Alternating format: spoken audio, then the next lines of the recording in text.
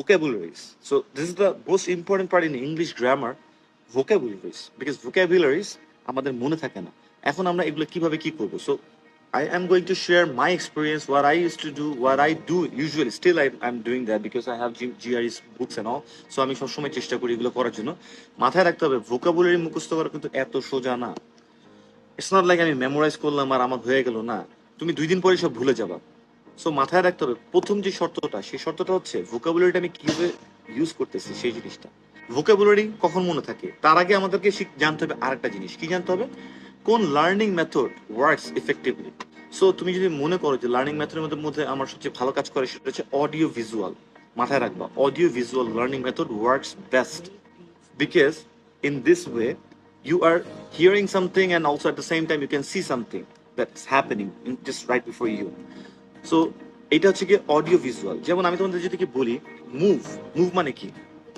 Move মানে নড়া, right? Moving, move. So move মানে নড়া, তুমি বইতে লিখলে MOVE মুভ। তো নড়া এরকম কিছু একটা দেখলা বা কিছু একটা।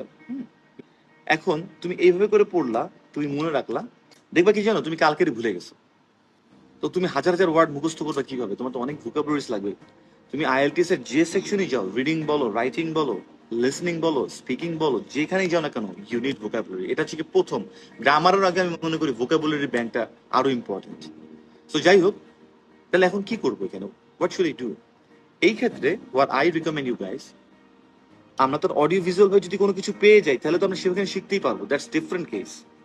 কিন্তু যদি আমরা সেটা না পাই, আমি যেটা বলি যে গল্পের বই যখন আমরা পড়তেছি, ধরো Humayun Ahmed sir, Zafar Iqbal sir, however, তখন আমরা কি করি? আমরা পড়ি আর আমরা একটা প্লট অথবা একটা স্টোরি মাথায় কিন্তু একটা একটা স্টোরি বিল্ড করি এবং আমরা ওইটা দেখতে পাই। ফর এক্সাম্পল হিমু, হিমু বই যে পড়ছে, হিমু একটা ক্যারেক্টার, তোমরা কিন্তু হিমুকে কল্পনায় দেখে ফেলছো, রাইট? পড়তেছো সে কি জামা পরে, কি কালার, তার চুল কেমন, তুমি কিন্তু পড়তেছো এবং তুমি কিন্তু একটা প্লট করতেছো, তৈরি করতেছো। Today's generation they don't want to read books, they always want to watch YouTubes and other things and movies. What I recommend, always try to read the book. For example, for anything, there is a movie that is called The Da Vinci Code, right? So it is written by Dan Brown, a famous writer, atheist writer. So what did he write there? And also there is a movie based on that, The Da Vinci Code. So now you decide, are you gonna go for the movie or are you gonna go to read the book? Two things are different.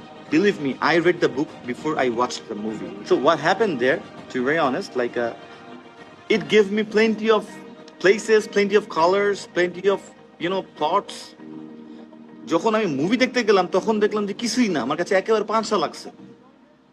কিন্তু অনেকে বই তারা যখন movie দেখে তাদের কাছে কিন্তু মুভিটা অনেক ভালো লাগে, বই পড়তে চায় না। কিন্তু যখন তুমি বইটা পড়বা, তো সেই বইটা পড়লে তুমি দেখবা যে তোমার কতটুকু তুমি কত সুন্দর হারাই যাচ্ছ আর কি, ইউ আর গেটিং লস্ট।